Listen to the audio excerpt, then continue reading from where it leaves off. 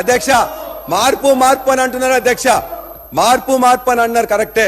మేమేమనుకుంటున్నాం, మొన్ననే అగ్రికల్చర్ యూనివర్సిటీలో విద్యార్థులందరి మీద కూడా మొత్తం మీద కూడా వాళ్ళు ఏమన్నారు, 100 ఎకరాలు భూమి కేటాయిస్తున్నట్టే పర్వాలేదు, 100 ఎకరాలు కేటాయిస్తున్నంటే మెడిసినల్ ప్లాంట్స్ ఉన్నాయి కాబట్టి కొద్దిగా ఇది కాకుండా వేరే దగ్గర కేటాయించండి అని చెప్పితే అక్కడ మొత్తం కూడా వాళ్ళందరినీ కూడా సిగబెట్టి మొత్తం కూడా పోలీసు వాళ్ళు గుంజుకుపోయినారు. మీరు అందరు కూడా చూశారు.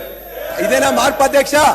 అదే కాదు, ఉస్మానియా యూనివర్సిటీలో కాంగ్రెస్ నాయకులు పోదామంటే ఆడ విద్యార్థులందరినీ కూడా ముందస్తు అరెస్ట్ చేసిండ్రు. అదేనా మార్పు అధ్యక్ష? ఇవాళ అదే విధంగా విద్యార్థులు ఇవాళ మీరు ఏమన్నారు, ప్రగతి భవన్ కంచెలు పగలగొట్టినమన్నారు.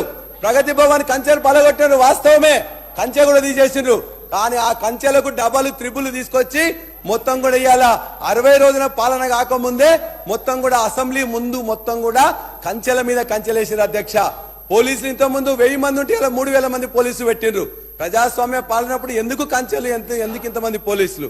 మేము అడిగేది మార్పు అంటే అధ్యక్ష, మాకు బిల్డింగ్లు కట్టిన బిల్డింగ్లకు పేర్లు మార్పు కాదు, లేకపోతే ప్లేట్లకు నెంబర్ ప్లేట్లకు మార్పు కాదు అధ్యక్ష, లేకపోతే ధర నుంటే భూమాత చేయడం మార్పు కాదు అధ్యక్ష. ప్రజల జీవితాల్లో మార్పులు తీసుకురావాలి తప్ప ఇవి కాదు అధ్యక్ష.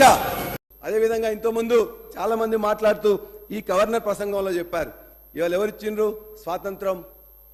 తెలంగాణకు ఇచ్చింది మొత్తం కూడా ఇవాళ కాంగ్రెస్ పార్టీ ఇచ్చింది, లేకపోతే సోనియా గాంధీ గారు ఇచ్చిండ్రు చెప్పారు. వాస్తవం చెప్తాం, వాస్తవం ఏంటి? ఒకవేళ అదే వాస్తవం అయితే తెలంగాణకు కాంగ్రెస్ పార్టీ ఇచ్చినట్లయితే కాంగ్రెస్ పార్టీ ఎప్పుడు ఇచ్చి ఉండాల్సి ఉండే? 1956లోనే కలపకపోయి ఉండాల్సి ఉండే, 1969లో 369 మంది చంపకపోయి ఉండాల్సి ఉండే, 2004లో కామన్ మినిమం ప్రోగ్రామ్ పెట్టి మీరు మేము పొత్తు పెట్టుకున్నప్పుడు ఆ రోజున 2009లో చిదంబరం గారు చెప్పినట్లయితే ఆనాడు ఇచ్చిండే, అప్పుడు కాంగ్రెస్ పార్టీ ఇచ్చిందని చెప్పేసి అనుకునేవాళ్ళం. కానీ 2001 నుంచి 2014 తర్వాత పోరాటం చేసి అందరితోని జై తెలంగాణ అనిపించి జేఏసీ చేసి పోరాటాలు చేసి త్యాగాలు చేసి ఇవాళ ఒక అనివార్యత కల్పించి తెలంగాణ తెచ్చుకున్నాం.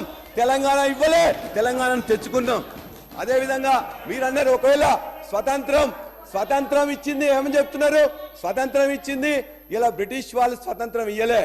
ఆనాడు నాయకులు, ఆనాడు వ్యక్తులు, ఆనాడు పార్టీలు ఇవాళ మొత్తం కూడా బ్రిటిష్ మీద పోరాటం చేసి తెచ్చుకున్నారు తప్ప బ్రిటిష్ వాళ్ళు ఇచ్చిండ్రు అని చెప్పేసి మీరు ఒప్పుకుంటే ఇవాళ కూడా కాంగ్రెస్ ఇచ్చింది అనుకుంటాం. అంతే తప్ప ఇవాళ అందులో ఎంతైతే ఉందో ఇదే అంతే. బ్రిటిష్ దగ్గర నుంచి వెళ్ళి స్వతంత్రాన్ని ఎట్లయితే ఆనాడున్న కాంగ్రెస్ పార్టీ కూడా భాగస్వాములే, నెహ్రూ గారు, గాంధీ గారు, పటేల్ గారు అందరు భాగస్వాములే. అది వాస్తవం అయితే ఇవాళ ఈ పోరాటం చేసి తెచ్చిన కేసీఆర్ గారే తెలంగాణ తెచ్చింది తప్ప మరొకరు కాదు. ఆ జనగామ నియోజకవర్గం నుంచి ఒక పెద్ద మనిషి వాడు పంపించిండు. ఎందుకంటే మీరు రాసిన తర్వాత చూసిన తర్వాత ఆయన కూడా చిన్న కవి, చివరిగా ఆయన చెప్పిండు, అధికారం వచ్చిందని అహంకారపడుతున్నారు, ప్రాజెక్టుల హక్కులన్నీ పరాయిలకు ఇచ్చిండ్రు, ఇదేనా మార్పు అంటే అంతెత్తున దూకుతున్నారు, తిట్ల పురాణం పెట్టి తిక్క చేస్తున్నారు, విన్నావా కాలోజీ కాంగ్రెస్ పాఠం, మొదటికే మోసం తెచ్చిన మొండి చేయి వాటం. జై తెలంగాణ.